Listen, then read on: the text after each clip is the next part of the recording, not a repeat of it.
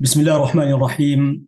الحمد لله وحده، والصلاة والسلام على من لا نبي بعده. أحييكم تحية الإسلام الخالدة مشاهدينا الكرام في أولى حلقات رمضان هذا العام. رمضان مبارك أعاده الله علينا وعليكم باليمن والخير والبركات. في هذه الحلقة في برنامج مع اللغة العربية في الحلقة 79 أرحب بكم أجمل ترحيب، وأسأل الله سبحانه وتعالى أن يجمعنا وإياكم دائما في الخير، ويتقبل منا ومنكم الصيام والقيام. سنحاول جاهدين مشاهدينا الكرام أن نستضيف عدد من الشيوخ وأئمة المساجد والعلماء ليحدثونا عن فضل شهر رمضان المبارك، وكيف نكون رمضانيين على مدار العام وليس لشهر واحد. وإن شاء الله سنتحدث عن رمضان، الذكريات والنفحات الرمضانية.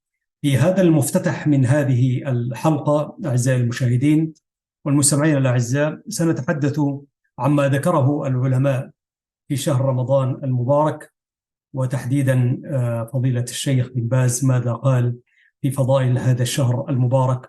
فكونوا معنا سادة المشاهدين مجددا، وأهلا ومرحبا بكم.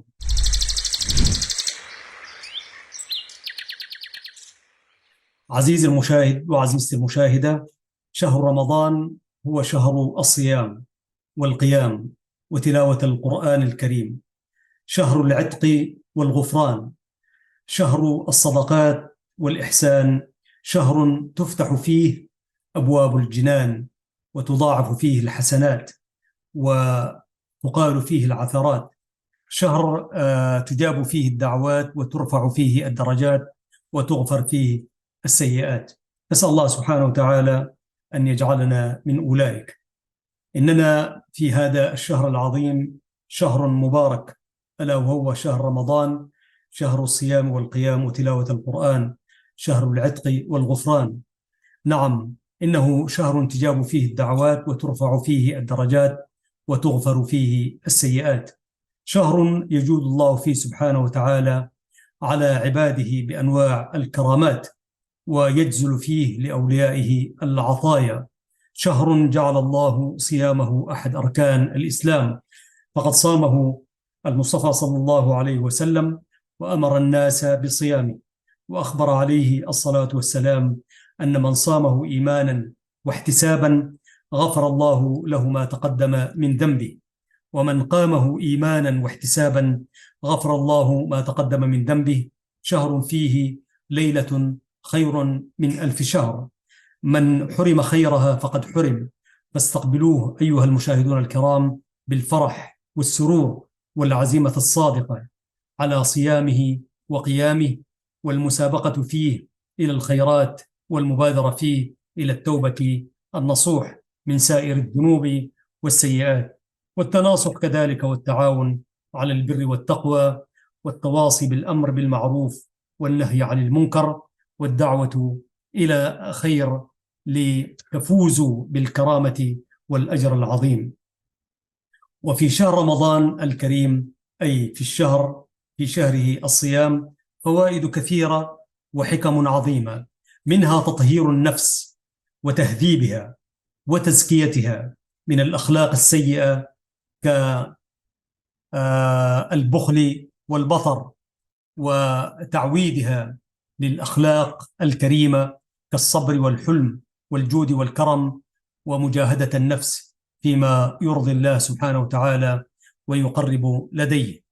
ومن فوائد الصوم عزيزي المشاهد وعزيزة المشاهدة أنه يعرف العبد بنفسه وحاجته وضعفه وفقره إلى ربه، ويتذكره أو يذكره بعظيم نعم الله عليه، ويذكره أيضا بحاجة إخوانه الفقراء، فيوجب له ذكر شكر الله سبحانه وتعالى والاستعانة بنعمه على طاعته ومواساة إخوته الفقراء والإحسان إليهم.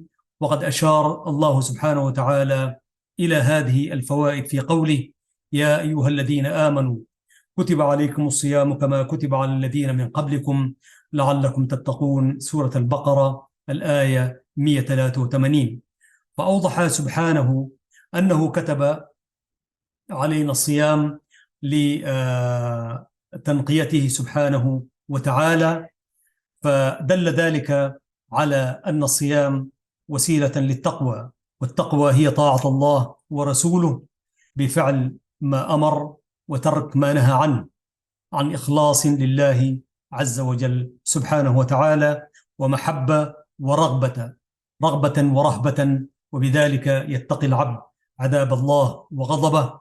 فالصيام شعبة عظيمة من شعب التقوى، وقربة إلى المولى عز وجل، ووسيلة قوية إلى التقوى في بقية شؤون الدين والدنيا.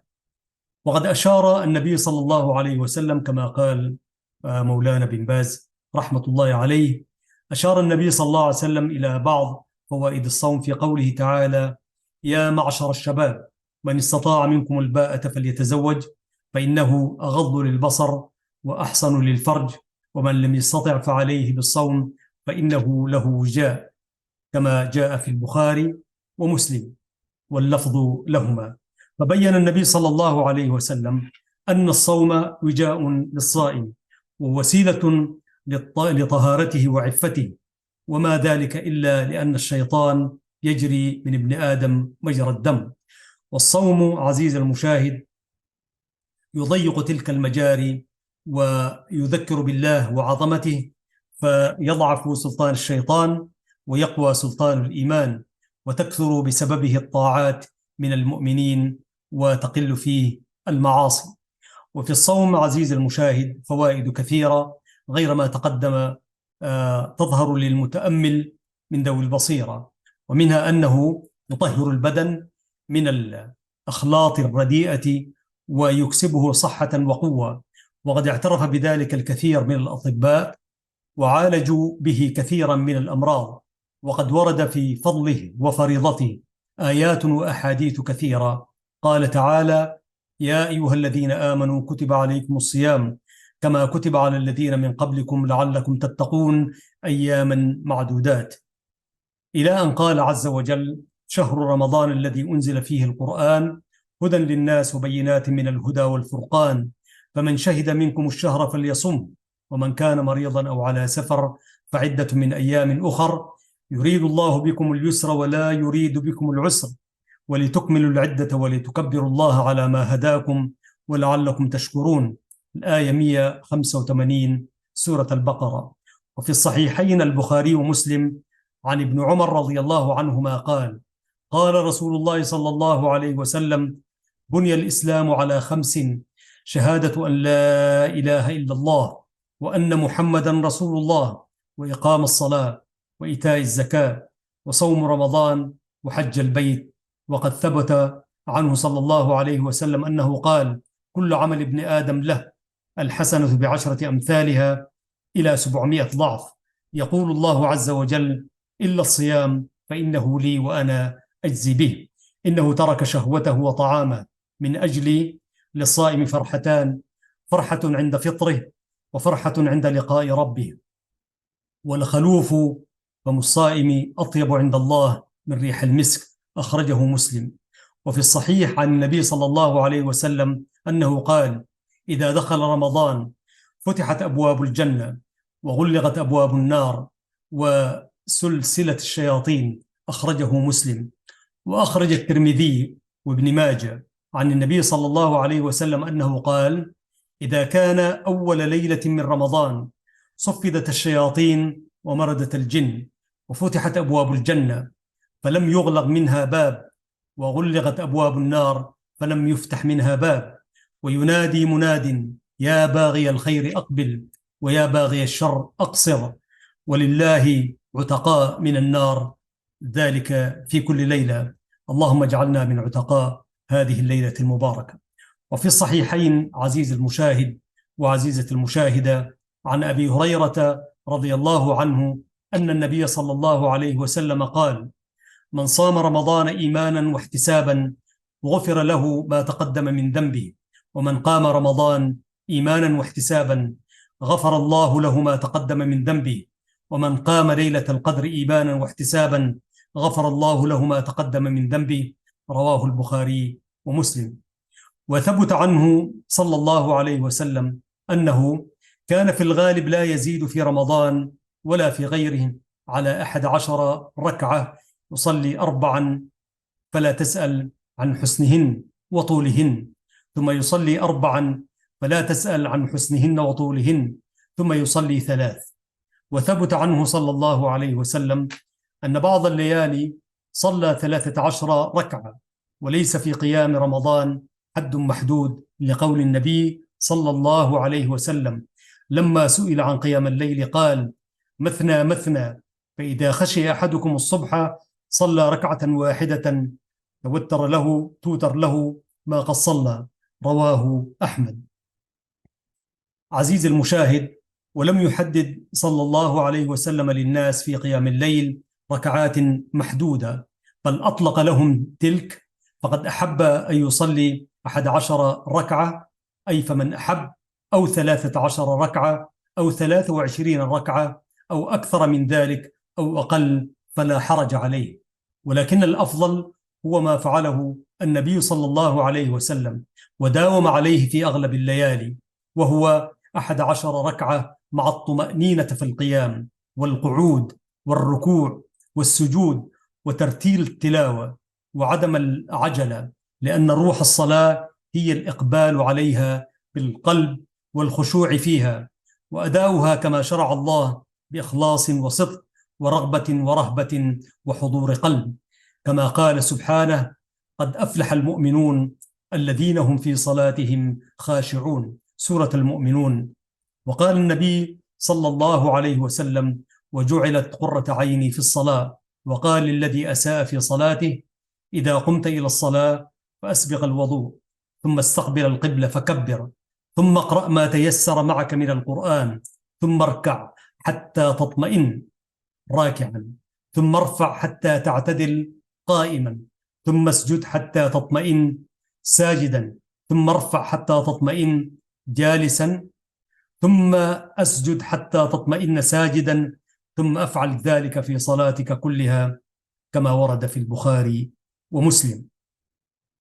عزيز المشاهد وعزيزة المشاهدة، كثير من الناس يصلي في قيام رمضان صلاة لا يعقلها ولا يطمئن فيها، بل ينقرها نقرا، وذلك لا يجوز، بل هو منكر لا تصح معه الصلاة. فالجواب الحذر من ذلك. وفي الحديث عنه صلى الله عليه وسلم أنه قال: أسوأ الناس سرقة الذي يسرق صلاته. قالوا: يا رسول الله، كيف يسرق صلاته؟ قال: لا يتم ركوعها ولا سجودها. رواه أحمد والحاكم. وثبت عنه صلى الله عليه وسلم أنه أمر الذي نقر صلاته أن يعيدها. وصلى فعلى المسلمين اغتنام هذا الشهر العظيم، شهر رمضان المبارك، وتعظيمه بأنواع العبادات والقربات، فهو شهر عظيم جعله الله ميدانا لعباده يتسابقون فيه في الطاعات ويتنافسون فيه بأنواع الخيرات، والإكثار فيه من الصلوات والصدقات وقراءة القرآن الكريم والإحسان إلى الفقراء والمساكين والأيتام. وقد كان رسول الله صلى الله عليه وسلم أجود الناس، وكان أجود ما يكون في رمضان، وعلى المسلمين كذلك حفظ صيامهم عما حرمه الله عليهم من الأوزار والآثام. فقد صح عن النبي صلى الله عليه وسلم أنه قال: من لم يدع قول الزور والعمل به والجهل فليس له حاجة في أن يدع طعامه وشرابه. رواه البخاري. وقال عليه الصلاة والسلام: الصيام جنة، وإذا كان أحدكم صائما فلا يرفث ولا يجهل، وإن امرؤ سابه أو شتمه فليقل إني صائم. وجاء عنه صلى الله عليه وسلم أنه قال: ليس الصيام عن الطعام والشراب، وإنما الصيام عن اللغو والرفث. رواه الحاكم والبيهقي. وقال جابر بن عبد الله الأنصاري رضي الله عنه: إذا صمت فليصم سمعك وبصرك ولسانك عن الكذب والمحارم، ودع أذى الجار، وليكن عليك وقار وسكينة، ولا تجعل يوم صومك ويوم فطرك سواء. فينبغي للصائم عزيز المشاهد وعزيزة المشاهدة الإكثار من الصلوات والصدقات والذكر والاستغفار، وسائر أنواع القربات في الليل والنهار، اغتناما للزمان ورغبة في مضاعفة الحسنات ومرضاة فاطر الأرض والسماوات. الحذر من كل ما ينقص الصوم ويضعف الأجر ويغضب الرب عز وجل من سائر المعاصي، كالتهاون بالصلاة والبخل بالزكاة وأكل الربا وأكل أموال اليتامى وأنواع الظلم وعقوق الوالدين وقطيعة الأرحام والغيبة والنميمة والكذب وشهادة الزور والدعاوى الباطلة والإيمان الكاذبة وتبرج النساء وعدم تسترهن من الرجال والتشبه بنساء الكفرة في لبس الثياب القصيرة وغير ذلك مما نهى عنه ورسوله، أي نهى عنه الله ورسوله صلى الله عليه وسلم. وهذه المعاصي التي ذكرنا محرمة في كل زمان ومكان، ولكنها في رمضان أشد تحريما وأعظم إثما لفضل الزمان وحرمته.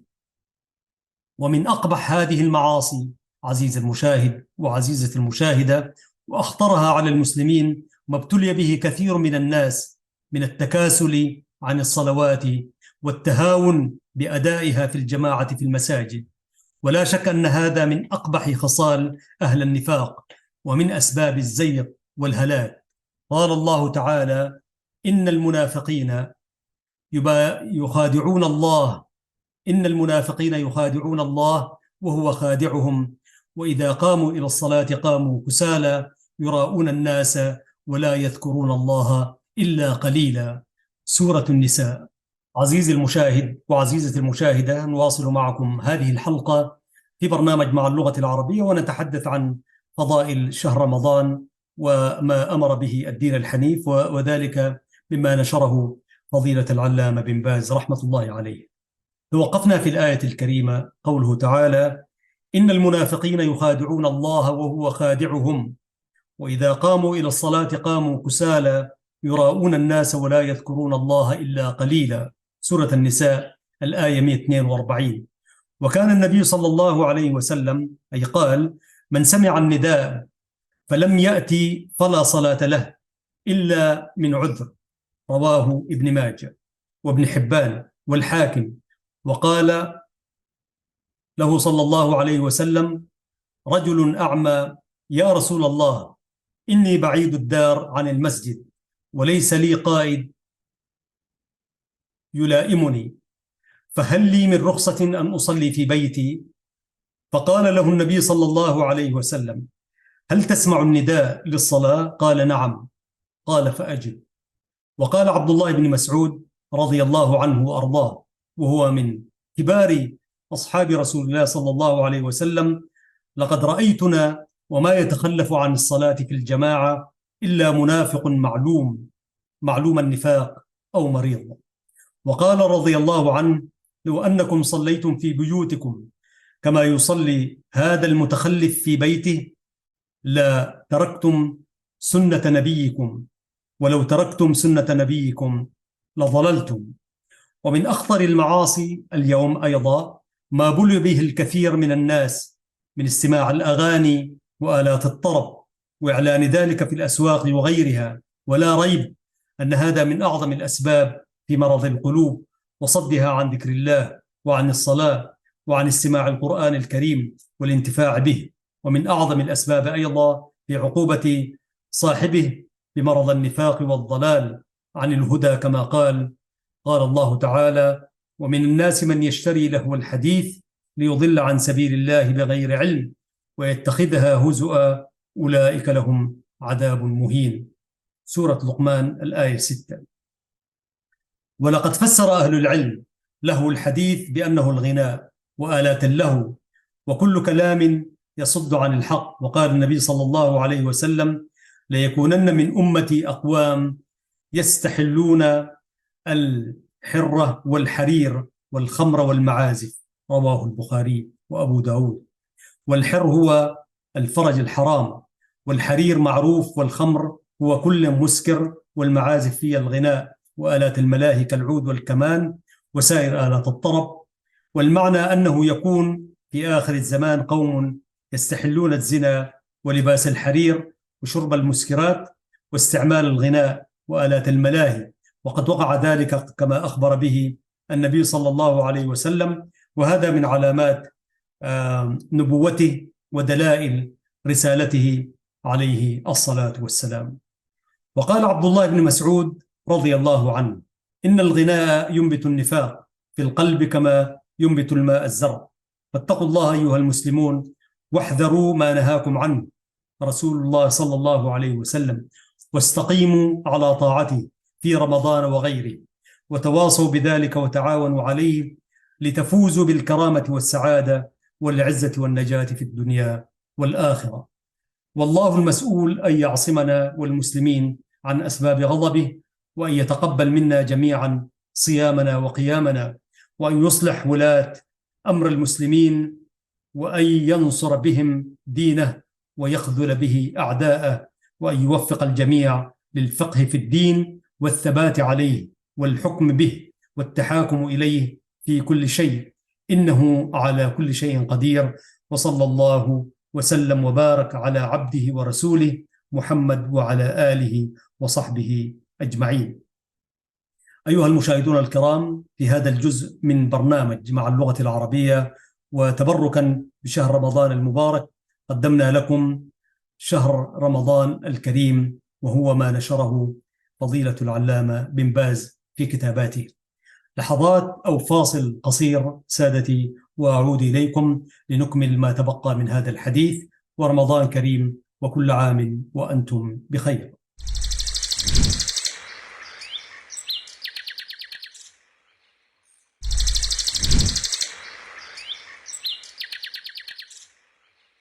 بسم الله الرحمن الرحيم. مشاهدينا الكرام، أحييكم تحية طيبة مباركة، وعدنا إليكم بحمده تعالى لنكمل هذه الحلقة، وهي ترحيب بشهر رمضان المبارك. تقبل الله منا ومنكم صالح الأعمال والصيام والقيام بحوله تعالى. أيضا نتحدث عن فضائل شهر رمضان المبارك في حلقة من برنامج مع اللغة العربية، وذلك نقلا عن ما أعده الدكتور أحمد عرفة، وهو معيد جامعة الأزهر الشريف. قال في فضائل شهر رمضان: إن الحمد لله تعالى نحمده ونستعينه ونستغفره، ونعوذ بالله من شرور أنفسنا ومن سيئات أعمالنا. من يهده الله فلا مضل له، ومن يضلل فلا هادي له، وأشهد أن لا إله إلا الله وحده لا شريك له، وأشهد أن محمدا عبده ورسوله صلى الله عليه وسلم. أما بعد، اقتضت حكمة الله تعالى تفضيل بعض الناس على البعض، وبعض الأماكن على بعض، وبعض الشهور على بعض. ومن هذه الأشهر التي فضلها الله تبارك وتعالى شهر رمضان المبارك، فهذا الشهر الكريم له فضائل وخصائص تميزه عن غيره من الشهور، لذلك كثير من أسماء المسلمين تجدها رمضان. ولكن أحيانا مع الأسف الشديد هو يكون اسمه رمضان، وأحيانا يكون ما صايم رمضان إلا أن يكون بعذر، وكما يقال للمرء حظ من اسمه. نعود إلى المقال، فأحببت كما يقول الدكتور أن أشارك بهذه المقالة المتواضعة حول فضائل شهر رمضان وخصائصه من خلال القرآن والسنة. عسى الله أن ينفعني وإياكم بها، إنه ولي ذلك والقادر عليه. ونحن إن شاء الله يعني لنا الأجر في استعراض ما نراه مهم وقد يفيد المشاهد الكريم. من هذه الفضائل كما يرى الدكتور والخصائص التي اختص بها شهر رمضان المبارك من غيره من الشهور ما يلي: أولا، أنه شهر تفتح فيه أبواب الجنة. عن أنس رضي الله عنه أن النبي صلى الله عليه وسلم قال: هذا شهر رمضان جاءكم تفتح فيه أبواب الجنة، وتغلق فيه أبواب النار، وتسلسل فيه الشياطين. كذلك إنه فضل به، أي في هذا الشهر المبارك، فيه فضل أول ليلة في صيام رمضان. عن أبي هريرة رضي الله عنه أن النبي صلى الله عليه وسلم قال: إذا كان أول ليلة من شهر رمضان صفدت الشياطين ومردت الجن، وغلقت أبواب النار فلم تفتح منها باب، وفتحت أبواب الجنة فلم يغلق منها باب. وينادي مناد كل ليلة: يا باغي الخير أقبل، ويا باغي الشر أقصر، ولله عتقاء من النار، وذلك كل ليلة. اللهم أعتق رقابنا من النار. في الجزء الأول برضه ذكرنا هذا الحديث. وعن أبي هريرة رضي الله عنه أن النبي صلى الله عليه وسلم قال: أتاكم شهر رمضان، شهر مبارك، فرضه الله عليكم، أي فرض الله عليكم صيامه، تفتح فيه أبواب الجنة، وتغلق فيه أبواب الجحيم، وتغل فيه مردة الشياطين، وفيه ليلة خير من 1000 شهر، من حرم خيرها فقد حرم. كذلك الصيام في رمضان تفتح له أبواب الجنة، وتغلق أبواب النيران، وتصفد فيه الشياطين.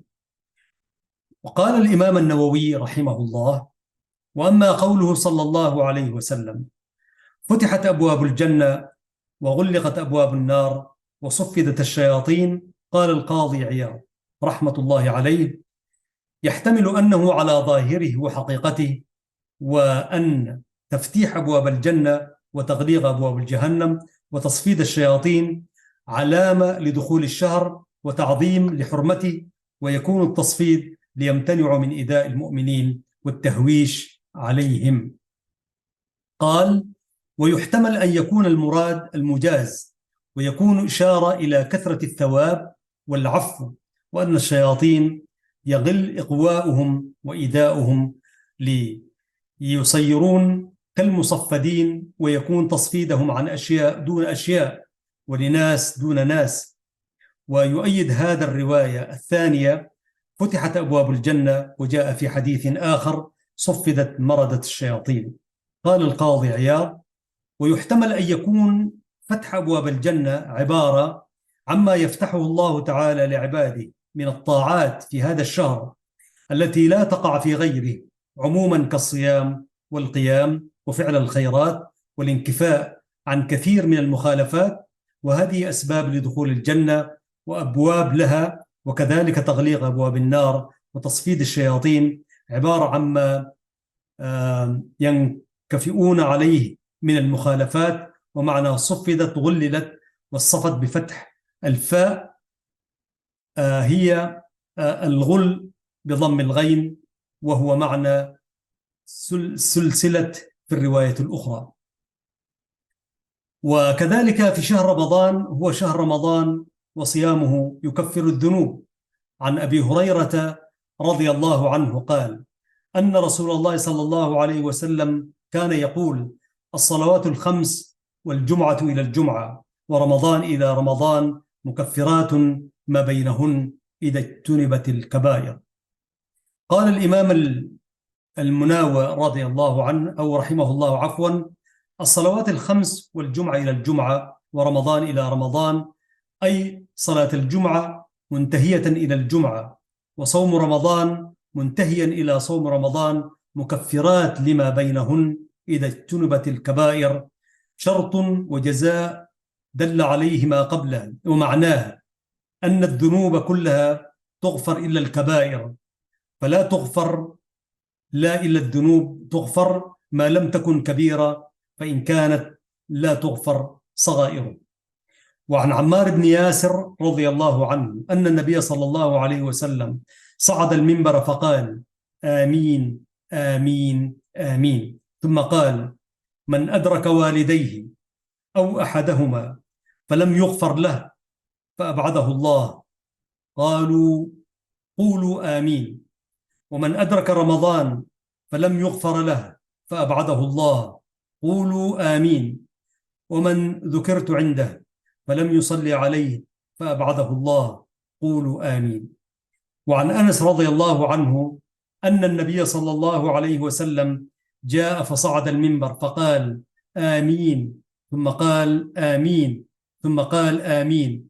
قال: أتاني جبريل فقال: من ذكرت عنده فلم يصلي عليك فدخل النار فأبعده الله، فقلت آمين. ومن أدرك أحد والديه فدخل النار فأبعده الله، فقلت آمين. ومن أدرك رمضان فلم يغفر له فأبعده الله، فقلت آمين.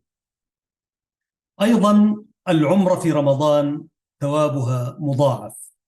عن ابن عباس رضي الله عنهما قال: قال رسول الله صلى الله عليه وسلم: عمرة في رمضان تعدل حجة.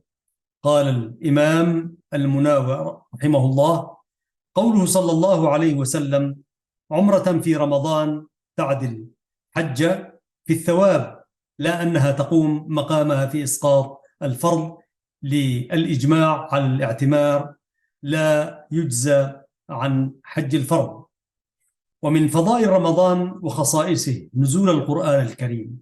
قال الله تعالى: شهر رمضان الذي أنزل فيه القرآن هدى للناس وبينات من الهدى والفرقان، فمن شهد منكم الشهر فليصم، ومن كان مريضا أو على سفر فعدة من أيام أخر، يريد الله بكم اليسر ولا يريد بكم العسر، ولتكملوا العدة ولتكبروا الله على ما هداكم ولعلكم تشكرون. صدق الله العظيم.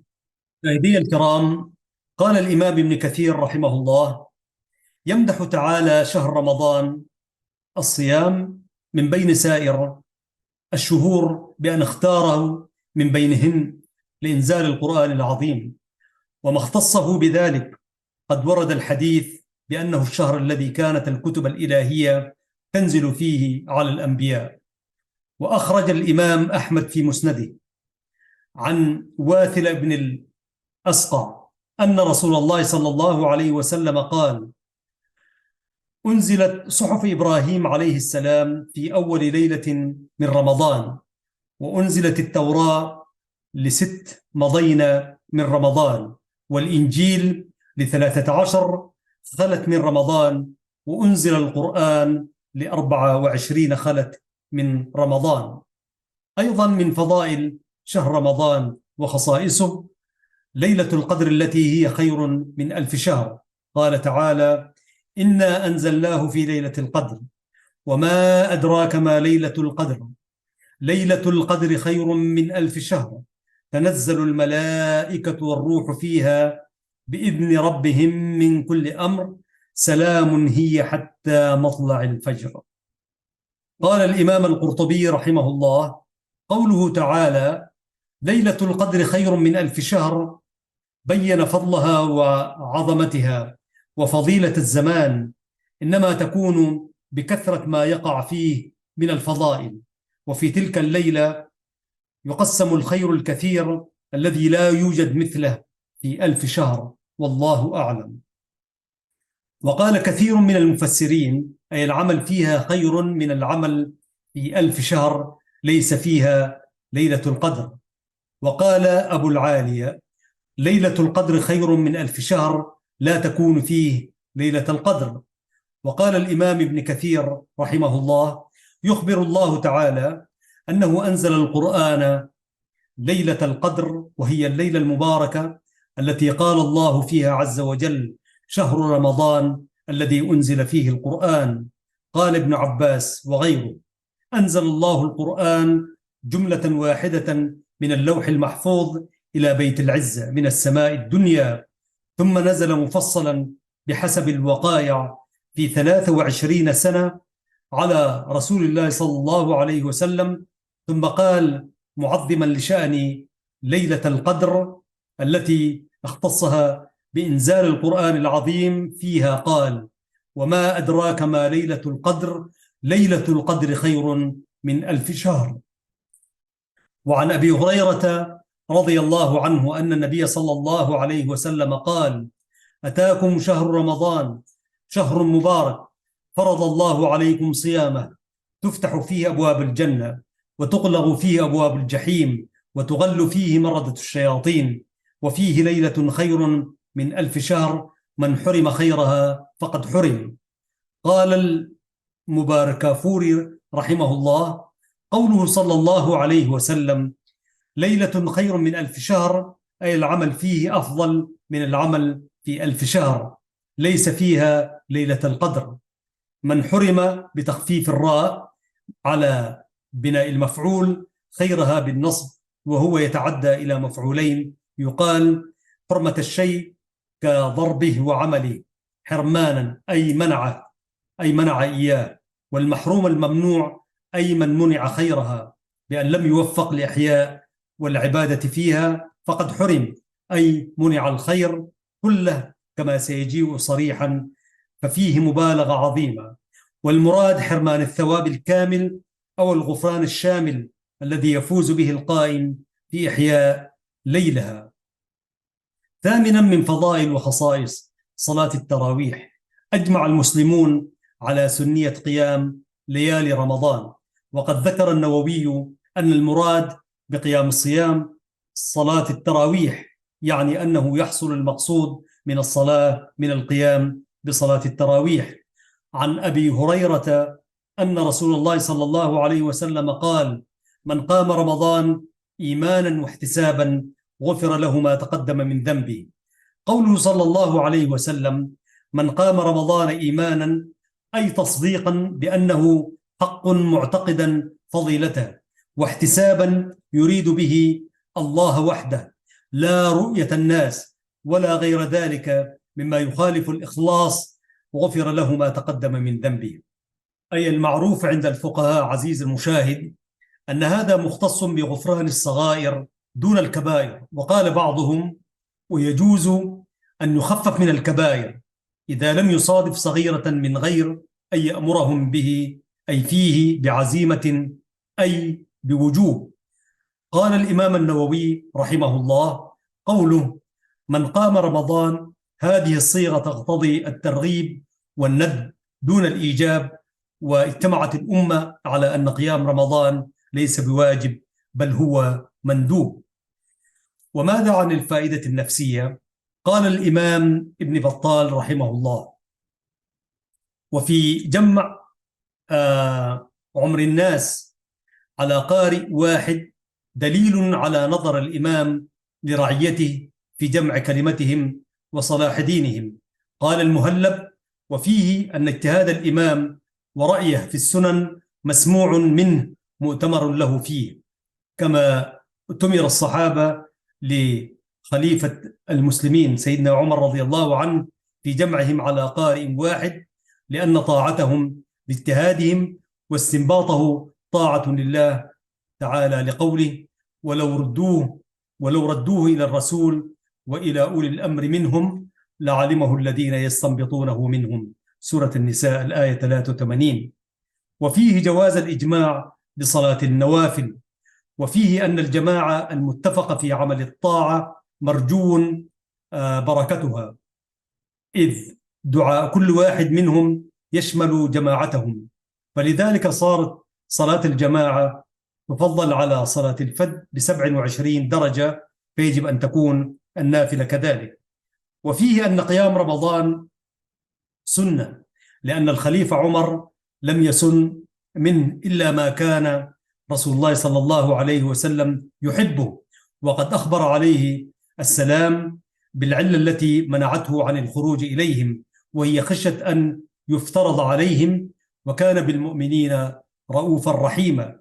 فلما أمن الخليفة عمر أن تفرض عليهم في زمانه لانقطاع الوحي، أقام هذه السنة وأحياها، وذلك سنة 14 في سنة 14 من الهجرة في صدر خلافته رضي الله عنه. قال المهلب: وفيه أن الأعمال إذا تركت لعلة وزالت العلة أنه لا بأس بإعادة العمل، كما أمر الخليفة عمر صلاة الليل في رمضان بالجماعة. وفيه أنه يجب أن يؤم القوم أقرأهم بكتاب الله، فلذلك قال عمر: أبى أقرؤون، ولذلك قدمه عمر، وهذا على الاختيار إذا أمكن، لأن الخليفة عمر قدم أيضا تميم الداري، ومعلوم أن كثيرا من الصحابة أقرأ منه، فدل هذا إن قوله عليه السلام يؤم القوم أقرأهم إنما هو على الاختيار. قول عمر: نعم البدعة، فالبدعة اختراع ما لم يكن قبل، فمن خالف السنة فهو بدعة ضلالة، وما وافقها فهو بدعة هدى. وقد سئل ابن عمر عن صلاة الضحى فقال: بدعة ونعم البدعة. ومن الفضائل وخصائص الاعتكاف عن عائشة رضي الله عنها زوج النبي صلى الله عليه وسلم أن النبي صلى الله عليه وسلم كان يعتكف العشر الأواخر من رمضان حتى توفاه الله، ثم اعتكف أزواجه من بعده. قال الإمام الصنعاني رحمه الله: فيه دليل على أن الاعتكاف سنة واظب عليها رسول الله صلى الله عليه وسلم وأزواجه من بعده. قال أبو داود عن أحمد: لا أعلم عن أحد من العلماء خلاف أن الاعتكاف مسنون، وأن المقصود فيه فهو جمع القلب على الله تعالى بالخلوة مع خلو المعدة والإقبال عليه تعالى والتنعم بذكره والإعراض عما عداه. وعن ابن سعيد الخدري رضي الله عنه أن رسول الله صلى الله عليه وسلم كان يعتكف في العشر الأوسط من رمضان، فاعتكف عاما حتى إذا كان ليلة 21 وهي الليلة التي يخرج من صبيحتها من اعتكافه قال: من كان اعتكف معي فليعتكف العشر الأواخر، وقد رأيت هذه الليلة ثم أنسيتها، وقد رأيتني أسجد في ماء وطين من صبيحتها، فالتمسوها في العشر الأواخر والتمسوها في كل وتر. فمطرت السماء تلك الليلة، وكان المسجد على عريش، فوقف المسجد فبصرت عيناي رسول الله صلى الله عليه وسلم عن جبهته أثر الماء والطين من صبح 21. قال الإمام ابن رجب رحمه الله: هذا الحديث يدل على أن النبي صلى الله عليه وسلم كان يعتكف العشر الأوسط من شهر رمضان لابتغاء ليلة القدر فيه، وهذا السياق يقتضي أن ذلك تكرر منه. عاشرا، أن شهر رمضان شهر الجود ومدارسة القرآن الكريم. عن ابن عباس قال: كان رسول الله صلى الله عليه وسلم أجود الناس، وكان أجود ما يكون في رمضان حين يلقاه جبريل، وكان يلقاه في كل ليلة من رمضان فيدارسه القرآن الكريم، فلرسول الله صلى الله عليه وسلم أجود بالخير من الريح المرسلة. قال الإمام ابن رجب رحمه الله: وفي تضاعف جوده صلى الله عليه وسلم في شهر رمضان بخصوصه فوائد كثيرة، منها شرف الزمان ومضاعفة أجر العمل فيه. وفي الترمذي عن أنس مرفوعة: أفضل الصدقة صدقة رمضان. ومنها إعانة الصائمين والقائمين والذاكرين على طاعتهم، فيستوجب المعين لهم مثل أجرهم، كما أن من جهز غازيا فقد غزا، ومن خلفه في أهله فقد غزا. وفي حديث زيد بن خالد عن النبي صلى الله عليه وسلم قال: من فطر صائما فله مثل أجره من غير أن ينقص من أجر الصائم شيئا. ومنها أن شهر رمضان شهر يجود الله فيه على عباده بالرحمة والمغفرة والعتق من النار، لا سيما في ليلة القدر، والله تعالى يرحم من عباده الرحماء. قال كما قال صلى الله عليه وسلم: إنما يرحم الله من عباده الرحماء. ومن جاد على عباده جاد الله عليه بالعطاء والفضل والجزاء من جنس العمل. ومنها أن الجمع بين الصيام والصدقة من موجبات الجنة، كما في حديث علي رضي الله عنه عن النبي صلى الله عليه وسلم قال: إن في الجنة غرفا يرى ظهورها من بطونها وبطونها من ظهورها. قالوا: لمن هي يا رسول الله؟ قال: لمن طيب الكلام وأطعم الطعام وأدام الصيام وصلى بالليل والناس نيام. وهذه الخصائص كلها تكون في رمضان، فيجتمع فيه للمؤمنين الصيام والقيام والصدقة وطيب الكلام، فإنه ينهى الصائم عن اللغو والرفث، والصيام والصلاة والصدقة توصل صاحبها إلى الله عز وجل. عزيز المشاهد وعزيزة المشاهدة، قال بعض السلف: الصلاة توصل صاحبها إلى نصف الطريق، والصيام يوصله إلى باب الملك، والصدقة تأخذ بيده فتدخله على الملك الديان. وفي صحيح مسلم عن أبي هريرة رضي الله عنه عن النبي صلى الله عليه وسلم أنه قال: من أصبح منكم اليوم صائما، أي من أصبح منكم اليوم صائما. قال أبو بكر: أنا. قال: من تبع منكم اليوم جنازة؟ قال أبو بكر: أنا. قال: من تصدق بصدقة؟ قال أبو بكر: أنا. قال: فمن عاد منكم مريضا؟ قال أبو بكر: أنا. قال: ما اجتمعنا في امرئ إلا دخل الجنة. صدق رسول الله. ومنها أن الجمع بين الصيام والصدقة أبلغ في تكفير الخطايا واتقاء جهنم والمباعدة عنها، وخصوصا انضم إلى ذلك قيام الليل، فقد ثبت عن رسول الله صلى الله عليه وسلم أنه قال: الصيام جنة، وفي رواية: جنة أحدكم من النار كجنته من القتال.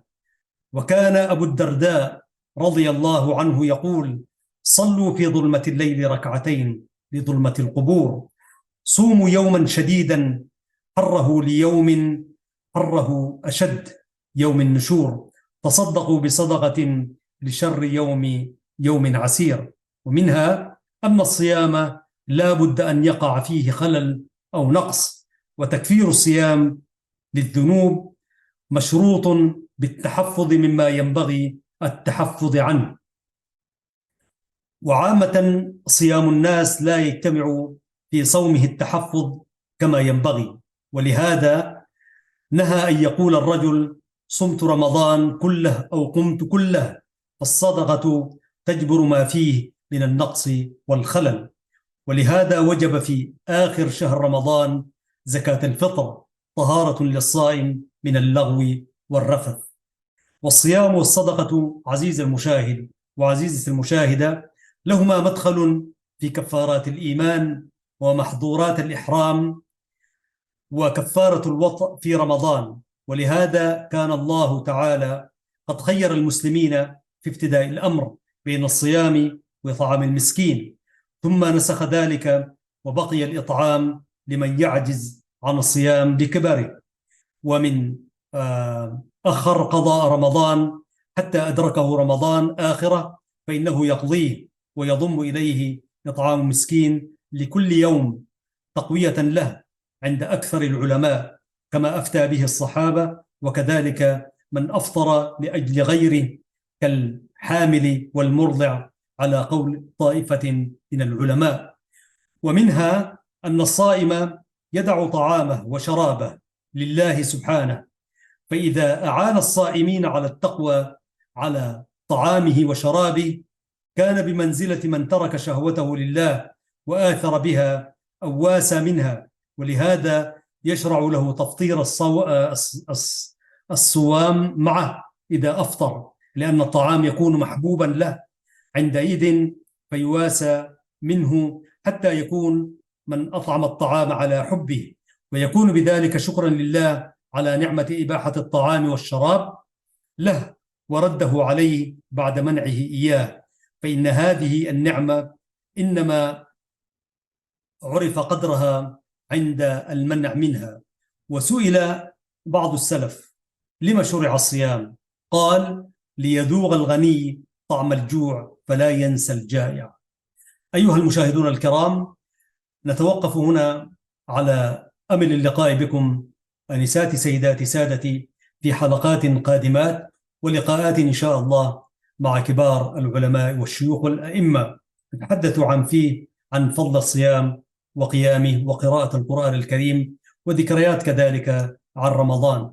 تقبل الله منا ومنكم أيها الإخوة والأخوات صالح الأعمال، وأن يجزينا وإياكم على ما نصب إليه من الحديث إليكم في هذا الشهر المبارك، نقلا عما كتبه العلماء الأفاضل عن فضائل شهر رمضان. في الجزء الأخير من هذه الحلقة استعرضناه لكم، وكان مقالة كتبها الدكتور أحمد عرفة، وكان معيدا بجامعة الأزهر الشريف. تقبل الله مرة ثانية منا ومنكم صالح الأعمال، ولا تنسونا من دعواتكم، وكل عام وأنتم بخير. في ختام هذه الحلقة نسأل الله سبحانه وتعالى أن يحفظنا ويحفظ بلادنا وبلاد المسلمين، وأن يجزينا خير الجزاء على ذلك. تحياتي معد هذا البرنامج ومقدمه أحمد شريف، مع تحيات زملائي في الإشراف والإخراج العام.